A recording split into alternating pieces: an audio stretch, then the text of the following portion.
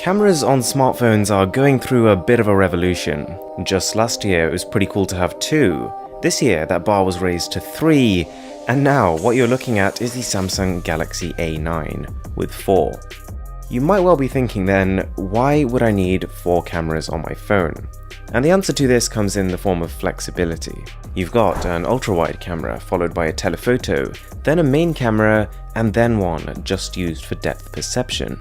I've never used a setup like this, but when you pick the phone up and start to really get your teeth sunk into the camera, the reasoning behind it starts to make a little bit more sense. When taking a photo, you can either use the telephoto for 2x optical zoom to get closer to your subject. You could use the main camera to get a more vanilla image, or you can go further back with the ultra-wide camera, which captures a pretty massive 120-degree field of view.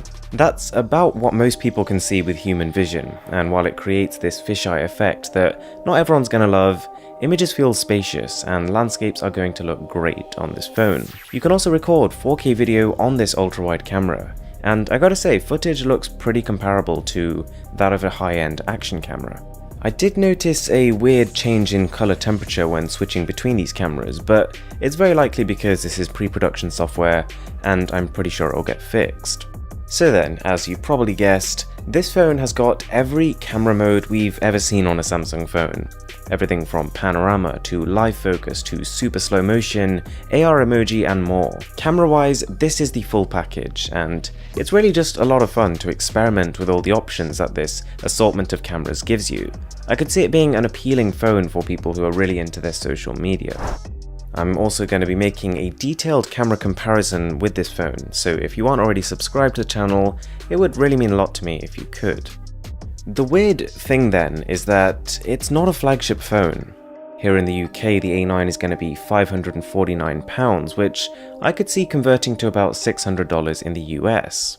That makes it pricey, but not close to the $1,000 Note 9. I almost wish it was a flagship, because in my opinion it's a cooler phone than even the Note 9, but don't mistake it for one that's better. While the display is a 6.3-inch Full HD Super AMOLED panel, when side by side with the Note 9, even when that phone is set to the same resolution, the contrast isn't close. The A9 doesn't support wireless charging or even have any IP certification for water and dust resistance. And even though the cameras offer more flexibility, they aren't higher quality. It's also worth noting that while the A9 is made of a glass-like material, it isn't actually glass like its more expensive counterpart. But you're getting a well-rounded bit of hardware for the money. There are 2 really slick gradient color options, aside from the black phone, bubblegum pink and lemonade blue, which doesn't really make much sense but still looks wicked. The A9 has a 3800 mAh battery, 120GB of internal storage plus microSD card support, and 6GB of RAM, the main trade-off being its middling Snapdragon 660 chip.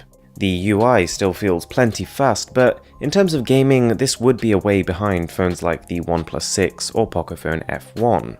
Okay, so something I really want to do with this phone is a detailed camera test, so if you do want to see that, let me know in the comments down below and be sure to leave a like on this video. But as for what I think to the phone right now, I'm cautiously excited about it.